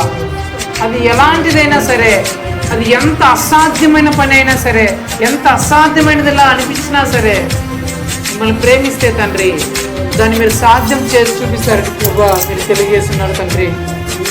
ఇదిగోనైనా ప్రభా ఇన్ని రోజులు మేము మిమ్మల్ని ప్రేమించలేదేమో, మీకోసం మేము ఏం చేయలేదేమో, మీకోసం మేము వదులుకోలేదేమో, మీకోసం మేము సమయాన్ని కేటాయించలేదేమో, మీకోసం మేము ఇవ్వలేదేమో ప్రభా. ఈ రోజు నుంచైనా ప్రభా మిమ్మల్ని ప్రేమించే బిడ్డగా మమ్మల్ని తయారు చేయండి ప్రభా. ప్రేమ అంటే ఏ రోజు పువ్వు ఇచ్చే గిఫ్ట్ ఇచ్చో ఐలో చెప్పడం కాదు నాయన. ప్రేమ అంటే వదులుకోవడం అని మీరు చెప్తున్నారు తండ్రి. ఈ లోకం ప్రభా మీరు ఒకే కుమారుని ఇవ్వమని అడగకపోయినా తండ్రి, లోకానికి మీరే ఇచ్చారు ప్రభా. కారణం మీరు లోకాన్ని ప్రేమించారు కాబట్టి. తల్లిదండ్రులు కూడా ప్రభా వారి పిల్లలు అడగకపోయినా వారే పిల్లలకు కావాల్సిన అన్నింటినీ సమకూరుస్తారు. ఎందుకంటే వారు తమ పిల్లలను ప్రేమిస్తున్నారు కాబట్టి. మేము కూడా నాయన అలాగే ఉండాలి ప్రభా. మేము దేవుని ప్రేమిస్తున్నామని చెప్తున్నప్పుడు ప్రభా మీరు అడగకపోయినా, మీరేమి చెప్పకపోయినా మేమే ఇచ్చేవారుగా, మేమే మీకోసం ముందుండేవారిగా మేము ఉండాలి తండ్రి.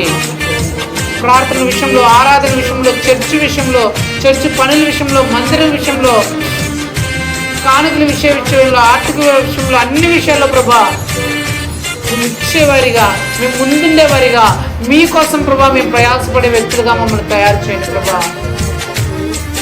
మమ్మల్ని ఇతరులు చూసినప్పుడు తండ్రి ఇదిగో మీరు దేవుని ప్రేమించే బిడ్డలు అని చెప్పే సాక్ష్యాన్ని మేము పొందుకోవాలి ప్రభా. అలా మేము పొందుకోవాలంటే మేము మీకోసం ఎప్పుడూ ముందుండాలి ప్రభా. ఏ విషయంలో మేము వెనక్కిపోకూడదు తండ్రి. అన్ని విషయాలు మీకోసం మేము ముందుండాలి ప్రభా. మీ పనులు చేసే విషయంలో మేము ముందుండాలయ్యా. మీకు ఇచ్చే విషయంలో మేము ముందుండాలి తండ్రి. మీకోసం వదులుకునే విషయాలు మేము ముందుండాలి ప్రభా.